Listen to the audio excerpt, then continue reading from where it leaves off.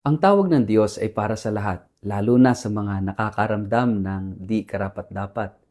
Hindi hinihintay ni Jesus na maging perpekto tayo bago niya tayo anyayahan. Sa halip, sinasalubong niya tayo sa ating kahinaan at tinatawag tayong magbagong buhay.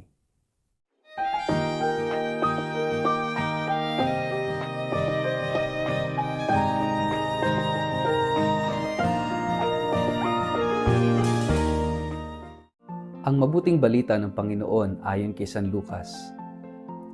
Pagkatapos ito'y lumabas si Jesus at nakita niya si Levi, isang maniningil ng buwis, na nakaupo sa tanggapan ng buwis. Sinabi sa kanya ni Jesus, "Sumunod ka sa akin." Tumayo nga si Levi, iniwan ang lahat at sumunod kay Jesus. Si Jesus ay hinandugan ni Levi ng isang malaking handaan sa kanyang bahay. Kasalo niya roon ang maraming maniningil ng buwis at iba pang mga tao. Kaya't nagbulong-bulungan ang mga Pariseo at ang mga kasamahan nilang tagapagturo ng kautusan. Sinabi nila sa mga alagad ni Jesus, "Bakit kayo kumakain at umiinom na kasalo ng mga maniningil ng buwis at ng mga makasalanan?" Sinagot sila ni Jesus, "Hindi nangangailangan ng manggagamot ang walang sakit, kundi ang may sakit. Hindi ako naparito upang tawagin ang mga matuwid, kundi ang mga makasalanan upang sila'y magsisi." Ang mabuting balita ng Panginoon. Word of the day, hear what God has to say. Mapagpalang araw po sa inyong lahat. Kumusta po kayo? Ang ating pong word of the day ay calling.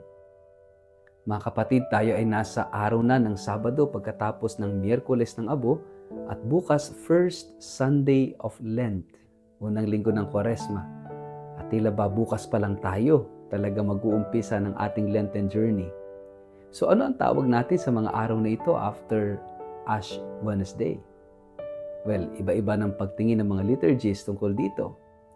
Nag-umpisa na ba yung pagbibilang natin ng 40 noong Miyerkules na Abo o bukas pa lang tayo magbibilang ng 40? Iba-iba ng pananaw, iba-iba ng pagtingin. Pero ang mahalaga, we celebrate the 40 days. So ano ang tawag natin dito sa days after the first Sunday of Lent? Sabi ng ilang liturgies, ito yung tinatawag na Ashen Days, na para bang it's like a preparations natin, no? Araw ng paghahanda para sa talagang aktual na pagbibilang, paglalakbay natin sa panahon ng Kwaresma. Kaya ngayong araw ng Sabado, dinadala tayo sa kwento sa pagtawag kay Levi o kay Matthew. Alam naman natin yung tingin ng mga tao kay Mateo ay isang public sinner. Kaya nga dito sa ating gospel ngayong araw na ito, hindi lubos maisip ng mga Pariseo na si Jesus ay kumakain kasama ng mga alagad, kasama ni Mateo at iba pang mga tax collectors. They are considered public sinners at ang mga public sinners are actually unclean people. Ganon ang tingin ng mga Pariseo sa mga tax collectors na tulad ni Levi o ni Matthew. Kaya nga napakagandang tingnan natin dito, no, yung pagtawag ng Panginoon kay Mateo. Tinawag ni Jesus si Mateo while he was still a sinner. Magandang idea, magandang punto na pagnilayan natin. Habang makasalanan pa si Mateo, tinawag siya ni Jesus from where he was, from who he was. No? Hindi tinawag ni Jesus si Mateo nung magbagong buhay muna siya. No? Hindi. Habang siya makasalanan pa, habang siya kinukonsider pa ng mga tao na public sinner, siya'y tinawag na Jesus mula sa ganoong sitwasyon, mula sa ganoong kalalagayan. Which means, parang tayo, tinatawag na Jesus habang tayo makasalanan pa, habang tayo nandoon sa sitwasyon ng pagiging makasalanan. Yung bang hindi hinihintay ni Jesus na magpakabait muna tayo, magpakabanal muna tayo, magpakatino muna tayo bago niya tayo tawagin. Hindi po. Habang tayo ay makasalanan pa, nag-e-enjoy pa sa ating kasalanan, o kaya habang tayo kasalukuyang nagkakasala, doon tayo tinatawag na Jesus. Doon tayo tinatawag ng Diyos na sumunod sa Kanya. And we are being called to follow Jesus while we are still sinners. Habang tayo makasalanan pa, habang tayo nagkakasala pa, nag-i-enjoy pa sa ating mga kasalanan, tinatawag na tayo ni Jesus mula doon. And what is that call? Yun ang pinakamahirap doon, di ba? Kapag nandun pa tayo sa level of enjoyment, habang tayo nandun pa sa kasagsagan, kasalukuyang namamayagpag sa ating pagkakasala, itinatawag tayo ni Jesus mula doon. Baka kasi akala natin, bago tayo sumagot ng oo kay Jesus, ang dami nating mga excuses, di ba? Lord, saka na ho ako susunod sa iyo. Saka na ho ako tutugon sa iyo kapag wala na akong kasalanan. Kapag napagsisihan ko na. Kapag banal na ako, kapag madasalin na ako, kapag matino na ako, kapag mabuting tao na ako. Alam nyo, hindi excuse yun eh. Actually, baka nga hindi na dumating yung punto na yun kung hihintayin pa natin yun. The point is, habang nandyan tayo sa ganyang kalagayan, doon tayo mag-uumpisang tumugon kay Jesus. I know it's a struggle. Talagang nandun, parang si San Agustin, kung alam niyo yung kwento ni San Agustin, sa kanyang paghahanap ng katotohanan, ng kasiyahan, kahulugan sa buhay, nagpakasasa sa mga luho, layaw ng kamunduhan. At nung siya tawagin ng Diyos, at yung proseso ng kanyang pagbabalik loob at pagsunod kay Jesus, imagine, may dasal pa nga siya, sabi niya, Lord, gawin mo akong malinis, Lord, make me chaste. But not yet, wag muna ngayon.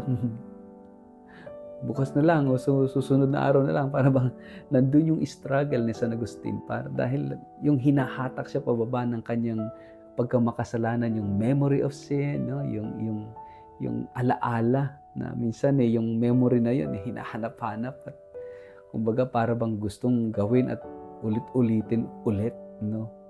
Imagine the struggle.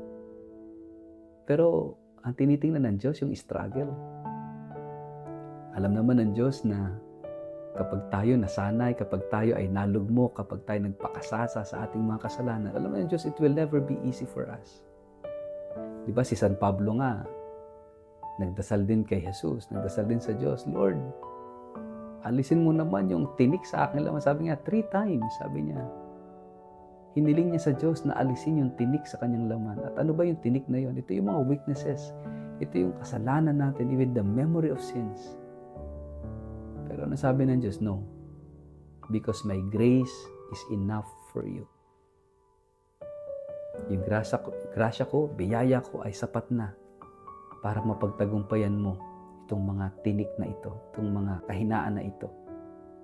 Kaya nga, I think ito yung nakita ni San Mateo sa ating gospel, na sa kabila ng kanyang unworthiness, sa kabila ng kanyang pagiging hindi karapat-dapat, he followed Jesus. Why? Kasi naunawaan ni Levi na yung tawag na Jesus is not about him, kundi yung tawag na Jesus is about him, about Jesus, not about Levi. May nakita si Jesus kay Levi at pinagtiwalaan ni Levi yung nakita ni Jesus na yon. But for sure, hindi yung pagiging makasalanan niya, kundi alam ni Levi na hindi siya karapat-dapat. And he doesn't need to be perfect para makasunod kay Jesus. Mga kapatid, lagi nating tatandaan na itong journey of Lent is a journey to follow the way of Jesus. Dalhin tayo ni Jesus sa kanyang pagpapakasakit, kamatayan at muling pagkabuhay. You don't need to be perfect. You don't need to be blameless. Ang kailangan ni Jesus ay isang bagay lang. That willingness and that openness yung willingness na sumunod sa Kanya sa kabila ng lahat, sa kabila ng ating kahinaan, ng ating pagkamakasalanan, sa kabila ng ating kapintasan, and our openness para punuan tayo ng Kanyang biyaya, yung biyaya na makasunod sa Kanya. Kapatid, pagtiwalaan natin ang tawag na Jesus, sa kabila ng lahat ng pagiging hindi karapat-dapat, magsumikap tayo na sumunod sa Kanya, makinig sa Kanya, maging alagad niya araw-araw sa ating buhay. Sa ngalan ng Ama, ng Anak at ng Espiritu Santo. Amen. Ama naming Diyos, bigyan mo kami ng kababaang loob na gustuhing sumunod kay Jesus na iyong anak at buksan ang aming puso para sa Kanyang biyaya na tutulong sa amin para makasunod sa Kanya. Amen. Pagpalain po kayo at ingatan ng makapangyarihang Diyos, Ama at Anak at Espiritu Santo. Amen.